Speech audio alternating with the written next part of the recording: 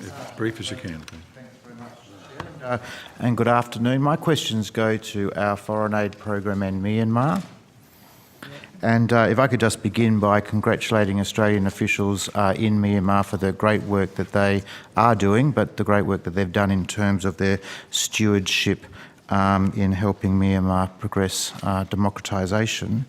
But I just specifically want to go to the issue of our foreign aid objective in regards to enhancing human development in Myanmar, and it does point to tremendous success when we look at the very, very large numbers of schools, the tremendously large numbers of very young children being able to access compulsory education. So I think it's a standout achievement in terms of our foreign aid budget. But I specifically want to go to the issue of the Chin in Chin state. 90% of those living in the Chin state, of course, Christians, and the substantial minority in the Chin state are in actual fact Buddhists. And I just want to go to the issue of, I won't dare pronounce it, but it's the Border Areas National Races Youth Development Training Schools, and whether the department is familiar with them.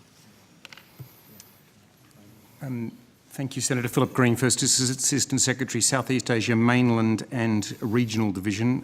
Thank you for your comments on our programs on Myanmar, which we agree are doing great work on livelihoods and education. Education is the flagship of our engagement with Myanmar.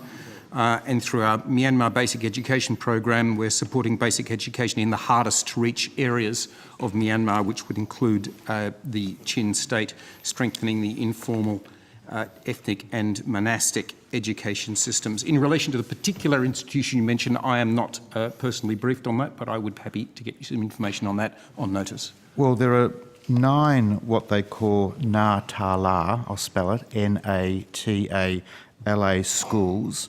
The concern that's been raised by the Special Rapporteur on International Human Rights Issues is that these schools may be restricting the religious expression of Christians. There's a concern that these schools might in fact be imposing a Buddhist religious observance. And I'm just curious to know why, given the international commentary, we wouldn't be aware of them.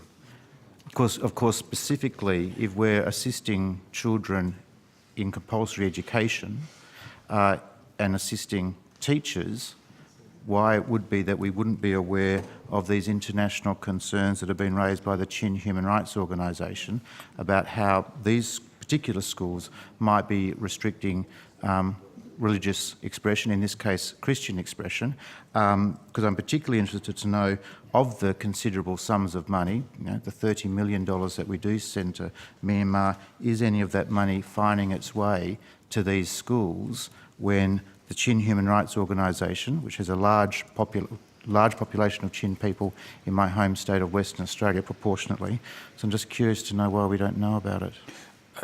I would be surprised if our embassy didn't know about it, and I'd be very happy to get you some information on it from them. That would be great, because I've invited the Chin Human Rights Organisation to visit Australia later in the year, so I'd be very, very grateful, Secretary, if officials could make themselves available to meet with the Chin. Certainly, Senator. Thank you.